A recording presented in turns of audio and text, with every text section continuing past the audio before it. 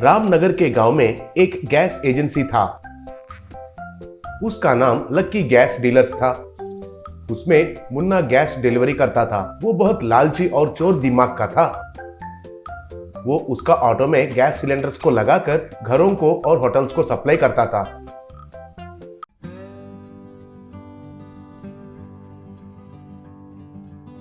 हर रोज वो रास्ते में उसका घर के पास रोककर उन गैस सिलेंडर्स में से थोड़ा सा गैस निकालकर उनको घर में रखा हुआ खाली गैस सिलेंडर्स में भरता था।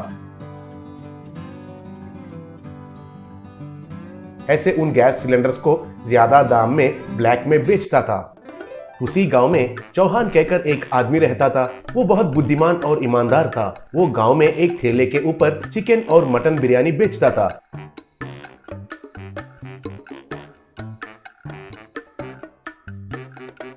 उसके लिए वो नीला रंग का कमर्शियल गैस सिलेंडर को इस्तेमाल करता था। सुबह में और शाम में व्यापार होने के बाद घर आकर वही गैस को इस्तेमाल करके चौहान की पत्नी खाना पकाती थी। चौहान को भी मुन्ना ही गैस सप्लाई करता था। एक दिन नीला रंग का गैस सिलेंडर को लेकर चौहान उसे उठाकर हिलाकर देखकर, क्यों भाई मुन्ना, ये गैस सिलेंडर का वजन कम हो गया है, मुझे और एक सिलेंडर दो। हर बार ऐसा वजन कम वाला ही दे रहे हो, क्यों? ऐसा है तो तुम्हारे ऊपर कंप्लेन करना पड़ेगा, कहा। तब मुन्ना, क्यों भाई, मेरे ऊपर ही कंप्लेन करोगे?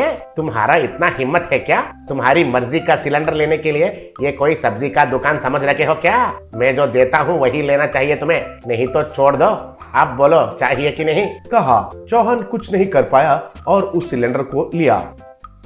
लेकिन तुरंत ही मुन्ना के बारे में कलेक्टर को एक कंप्लेंट लेटर लिखकर उसे पोस्ट किया।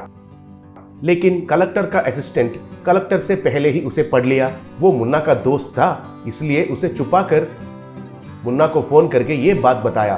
तब मुन्ना को बहुत गुस्सा आया। अगले दिन मुन्ना गुस्सा से चौहान के ठेले के पास आकर, ए चौहान, आज से तुम्हारा गैस का कनेक्शन कट कर रहा हूँ, कहकर सिलेंडर को ले लिया। तब चौहान, अरे क्यों मेरा गैस सिलेंडर को लेके जा रहे हो, कारण तो बताओ, कहा। तब मुन्ना, कारण चाहिए तुम्हें? ये कमर्शियल गैस है, इसलिए सिलेंडर ब्लू कलर में रहता है। इसे केवल व्यापार के लिए ही इस्तेमाल करना है, लेकिन तुम तो इसे घर में भी ले जाकर खाना पका रहे हो, इसलिए आज से तुम्हारा गैस कनेक्शन कट। अब जाकर किसको कंप्लेन करोगे, करो, कहकर सिलेंडर को लेकर चला गया। उससे चौहान बहुत दुखी हुआ। घर आकर ये बात कहकर बहुत दुखी होने लगा।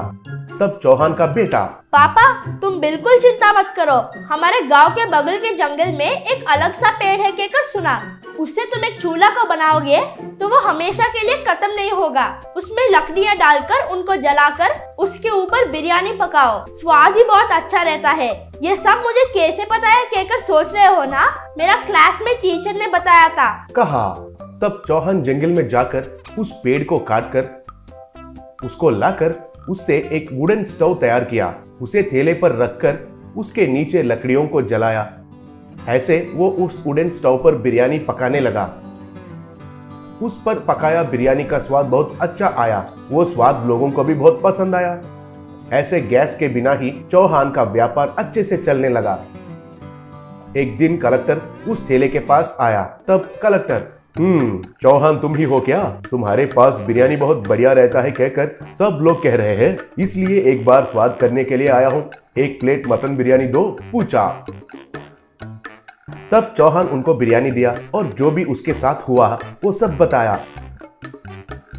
तब कलेक्टर, क्या ऐसा हुआ है क्या? मैं तुरंत उन लोगों का काम खत्म करता हूँ, तुरंत ही तुम्हारा गैस का कनेक्शन तुम्हें वापस मिले जैसा करता हूँ, कहा।